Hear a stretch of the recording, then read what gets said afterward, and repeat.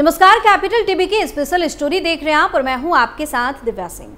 दिल्ली के राजेंद्र नगर के coaching centre में हुए हादसे ने देश भर में हड़कंप मचा दिया है। इस घटना में 3 स्टूडेंट्स की मौत की बात हो रही है। बेसमेंट में बारिश का पानी भरने की वजह से यह हादसा हुआ। वही हादसे के बाद एमसीडी ने ओल्ड राजेंद्र नगर में कार्रवाई शुरू कर दी। इसमें नियमों का उल्लंघन करने वाले कोचिंग केंद्रों के खिलाफ एक्शन लिया जा रहा है। बुलडोजर एक्शन भी देखने को मिल रहा है।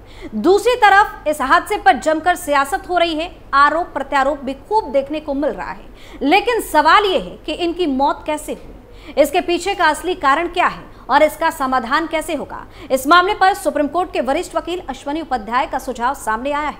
देखिए क्या कह रहे हैं। होनहार छात्र जो आईएएस बनना चाहते थे, वो कोचिंग सेंटर में पानी भरने से डूब के मर गए। अब खूब इस समय तू मैं हो रहा है, आरोप प्रत्यारोप हो रहा है, नूरा कुश्ती हो रही है, बतौलेबाजी हो रही है, तू चोर मैं सिपाही वाला खेल चल रहा है। केवल आरोप प्रत्यारोप हो रहा है, लेकिन इस बात की चर्चा नहीं हो रही है कि वो जो नाले का पानी आया वो नाले का पानी नहीं बल्कि भ्रष्टाचार का पानी था।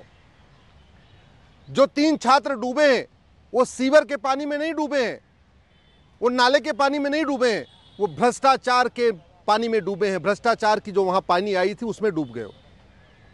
लेकिन भ्रष्टाचार को जड़ से खत्म करने के ऊपर चर्चा ही नहीं हो रही है। हर साल हजारों लोग रोड एक्सीडेंट में मर जाते हैं सड़क टूटी होने के कारण, और सड़क टूटने का मूल कारण होता है भ्रष्टाचार। लाखों परिवार बर्बाद हो जाते हैं रोड एक्सीडेंट के कारण, और रोड एक्सीडेंट का मूल कारण होता है भ्रष्टाचार। कितने लोग मर रहे हैं भ्रष्टाचार के कारण, फिर भी उसके ऊपर उसको भ्रष्टाचार को खत्म करने पर चर्चा नहीं हो रही है। वैसे बात होगी कि भारत में भगवान श्री राम पैदा हुए, भगवान कृष्ण पैदा हुए, भगवान महावीर पैदा हुए, गौतम बुद्ध पैदा हुए, स्वामी विवेकानंद पैदा हुए, शंकराचार्य जी पैदा हुए, एक से बढ़कर ऋषि महर्षि देवी देवता सब ने यही जन्म लिया। लेकिन इतना भ्रष्टाचार भारत में है, जितना भ्रष्टाचार भारत में इतना सिंगापुर में तो नहीं है, जापान में तो नहीं है, दुनिया के कई देशों में नहीं है। हमारे यहाँ एक्सीडेंट पे, समस्या पे चर्चा होती है, लेकिन मूल कारण स्थायी समाधान पे नहीं। जो वो 3 छात्र मरे हैं वो पानी में डूब के नहीं मरे हैं, बल्कि भ्रष्टाचार की सीवर लाइन में डूब के मरे हैं। और जब तक भ्रष्टाचार खत्म नहीं होगा तब तक कभी लोग रोड एक्सीडेंट से मरते रहेंगे, कभी नाले में डूब के मरते रहेंगे, कभी कोचिंग सेंटर में मरते रहेंगे, कभी बिल्डिंग में आग लगने से मरते रहेंगे, कभी बिल्डिंग कोलैप्स होने से मरते रहेंगे, कभी कुछ ऐसे लगातार मरते रहेंगे, परिवार बर्बाद होते रहेंगे, और फिर उस पर तू मैं होगा, आरोप प्रत्यारोप होगा। एक पॉलिटिकल पार्टी दूसरे पे आरोप लगाएगी, दूसरी तीसरे पे लगाएगी, और खेल चलता रहेगा। मैं अभी भी निवेदन कर रहा हूं, आप समस्या के मूल कारण को समझिए और अस्थायी समाधान करिए। सबसे पहले तो भ्रष्टाचारियों की 100% संपत्ति जब्त करने, उनकी नागरिकता खत्म करने, उनको आजीवन कारावास फांसी देने के लिए कानून बनाइए। चीन में कानून है आजीवन कारावास फांसी देने का, ऑस्ट्रेलिया में है, दुनिया के कई देशों में। चीन में तो कुछ दिन पहले एक कंपनी के जीएम ने एक ठेकेदार से कुछ पैसा ले लिया था, सीधे उठा के फांसी दे दिया। चीन के तो पूर्व कानून मंत्री ने कुछ पैसा ले लिया था, सीधे उठा के फांसी दे दिया।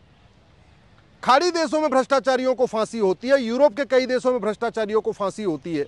हम ऐसा कानून क्यों नहीं बना रहे? अल्टीमेटली हमारा 20% बजट भ्रष्टाचार में जा रहा है। थाने दलाली के अड्डे बन चुके हैं, तहसील हमारा कमीशन खोरी का अड्डा बन चुका है, डिस्ट्रिक्ट कोर्ट हमारे में न्याय बिक रहा है, वहाँ दलाली चल रही है। हवलदार भी ले रहा है, पेशकार भी ले रहा है, तहसीलदार भी ले रहा है, लेखपाल भी ले रहा है, कानून गो भी ले रहा है। नगर निगम भ्रष्टाचार का अड्डा बन चुका है। ये जो डीडीए, जीडीए, एलडीए, पीडीए, ये जितने भर के डेवलपमेंट अथॉरिटीज़ हैं, भ्रष्टाचार का अड्डा बन चुका है। और जो इतने लोग मर रहे हैं उसमें ज़्यादातर लोग भ्रष्टाचार के कारण मर रहे हैं। फिर भी हम 100 रुपये से बड़ी नोट बंद करने की बात नहीं करते। 100 रुपये से बड़ी नोट बंद हो जाए, 25% भ्रष्टाचार तो अपने आप खत्म हो जाएगा। आप दुनिया में उठा के देख लीजिए, जिस देश में जितनी बड़ी करेंसी होती है वहाँ उतना ज़्यादा काला धन होता है, उतना भ्रष्टाचार होता है, उतनी घूसखोरी होती है, उतनी कमीशन खोरी होती है, उतनी कटमनी होती, उतनी तोलाबाजी होती। 100 रुपये से बड़ी नोट बंद करते ही 25% भ्रष्टाचार खत्म हो जाएगा। 130 करोड़ आधार बन चुका है, हर परिवार के पास आधार है। प्रॉपर्टी को आधार से लिंक करने के लिए कानून बना दिया जाए, मैं गारंटी के साथ कहता हूं 25% भ्रष्टाचार और खत्म हो जाएगा, यानी 50% भ्रष्टाचार खत्म हो जाएगा। नार्को पॉलीग्राफ ब्रेन मैपिंग कानून बना दिया जाए, कैश लेन देन की लिमिट सेट कर दिया जाए 2000 रुपये कि भैया 2000 रुपये से महंगे सामान का कोई कैश में खरीद ही नहीं पाएगा। मैं गारंटी के साथ कहता हूं 75% भ्रष्टाचार खत्म हो जाएगा, 75% भ्रष्टाचार खत्म हो जाएगा। अल्टीमेटली ये चाहे वो नगर निगम वाले हों, चाहे वो जीडीए के लोग हैं, चाहे डीडीए के लोग हैं, चाहे हुड्डा वाले हैं, चाहे जो भी भारत में अलग अलग डेवलपमेंट अथॉरिटीज़ हैं, वो जो पैसा लेके गलत काम करवाते हैं, पैसा लेके गलत बिल्डिंग बनाने अलाउ करते हैं या जो भी करते हैं, वो पैसा खाते थोड़ी हैं। अरे महंगे महंगे सामान खरीदते हैं, बड़े महंगे फ़ोन खरीदेंगे, महंगी गाड़ी खरीदेंगे, प्लॉट खरीदेंगे, फ्लैट खरीदेंगे, फार्म हाउस खरीदेंगे, करोड़ों रुपए शादी विवाह में खर्च करते हैं। यही तो करते हैं ना। 2000 रुपये से महंगे सामान का कैश लेन देन रुक जाए तो वो पैसा खाएंगे नहीं, बैंक में रख नहीं पाएंगे, क्योंकि पकड़े जाएंगे बैंक में जमा करते ही कि भैया तुम्हारी सैलरी तो 50,000 है, तुम हर साल 20 लाख रुपए बैंक में कैसे जमा करें? जमा नहीं कर सकते, खर्च भी नहीं कर सकते, क्योंकि 2000 रुपये से महंगे सामान का कैश लेन देन बंद हो चुका है। प्रॉपर्टी नहीं खरीद सकते, फार्म हाउस नहीं खरीद सकते, क्योंकि 50,000 रुपये से महंगी संपत्ति आधार से लिंक है। जब कोई फार्म हाउस खरीदेंगे, प्लॉट खरीदेंगे, तब भी उनके आधार में वो ऐड होता चला जाएगा, भैया तो साल में इतनी बार प्रॉपर्टी खरीद चुके। तो चाह के भी पैसा नहीं ले पाएंगे। दुर्भाग्यवश न तो भारत में शिक्षा में संस्कार है, न तो ईमानदारी सिखाई जा रही है स्कूलों में, और न तो कानून का खौफ है। शिक्षा में संस्कार नहीं है, कानून का खौफ नहीं है, इसलिए घूसखोरी, कमीशनखोरी, कटमनी, दलाली, तोलाबाजी सब कुछ चल रहा है। शिक्षा में संस्कार नहीं है, कानून का खौफ नहीं है, इसलिए मिलावटखोरी चल रही है, कालाबाजारी चल रही है, मुनाफाखोरी चल रही है, जमाखोरी चल रही है। शिक्षा में संस्कार नहीं है, कानून का खौफ नहीं है, इसलिए अवैध हथियारों का कारोबार चल रहा है, ड्रग स्मगलिंग का कारोबार चल रहा है, ह्यूमन ट्रैफिकिंग का कारोबार चल रहा है, अपहरण उद्योग चल रहा है, भाड़े पे हत्याएं हो रही हैं। शिक्षा में संस्कार नहीं है, कानून का खौफ नहीं है, और कानून का खौफ नहीं है इसलिए बाकी और भी अपराध जो देश विरोधी का अपराध होते हैं, जासूसी, गद्दारी, सब चल रही है। पैसे सारे सब कुछ पैसे के लिए होते हैं। केवल जस्टिस विद इन ईयर लागू कर दिया जाए ना, जस्टिस विद इन ईयर, कि जो भी अपराध करेगा साल भर के अंदर सजा होगी। मैं गारंटी के साथ कहता हूं, फिर कोई बच्चा नहीं मरेगा, फिर किसी कोचिंग सेंटर में पानी नहीं भरेगा। केवल जस्टिस विद इन ईयर लागू कर दिया जाए, 100% प्रॉपर्टी जब्त करने, नागरिकता खत्म करने और आजीवन कारावास, फांसी देने के लिए कानून बना दिया जाए भ्रष्टाचारियों को। मैं गारंटी के साथ कहता हूं, ये सड़क हर साल नहीं टूटेगी, 3 साल 4 साल चलेगी। केवल कठोर कानून बना दिया जाए भ्रष्टाचारियों की 100% प्रॉपर्टी जब्त करने, नागरिकता खत्म करने, आजीवन कारावास, फांसी के लिए। ये जो सीवर लाइन जाम होते हैं ना, थोड़ी सी बारिश होती है सीवर लाइन जाम होती, ये बंद हो जाएगी। ये जो सरकारी बिल्डिंग गिर जाती है, उसके छत टूटते रहते हैं, छत गिरते रहते हैं, ये बंद हो जाएगा। भारत की 50% समस्याओं का मूल कारण भ्रष्टाचार है, 50% समस्याओं का। चाहे वो छत गिरने का मूल कारण, चाहे वो सीवर लाइन चौक होने का मूल कारण, या सड़क बार बार टूटने का मूल कारण, सरकारी बिल्डिंग गिरने का मूल कारण, सरकारी हॉस्पिटल की बदहाली का मूल कारण, सरकारी स्कूल के बदहाली का मूल कारण, जो भी है इसका मूल कारण है भ्रष्टाचार। और पहली बात तो ये कोचिंग का धंधा इतना क्यों फल फूल रहा है? जानते हैं क्यों? क्योंकि जो पढ़ाया जाता है वो पूछा नहीं जाता। ये भी बहुत बड़ा रैकेट है, और जो पूछा जाता है वो पढ़ाया नहीं जाता। अरे भैया, जब जो बीए बीएससी बीकॉम में पढ़ा रहे हो उसको पूछो ना। बच्चा कॉलेज में पढ़ेगा, वहीं से सीधे एग्जाम दे लेगा, कोचिंग क्यों करना? कोचिंग माफियाओं ने पूरे एजुकेशन सिस्टम को हाईजैक कर लिया, स्कूल माफियाओं ने पूरे एजुकेशन सिस्टम को हाईजैक कर लिया। 5 लाख करोड़ का कोचिंग का धंधा चल रहा है, 5 लाख करोड़ का।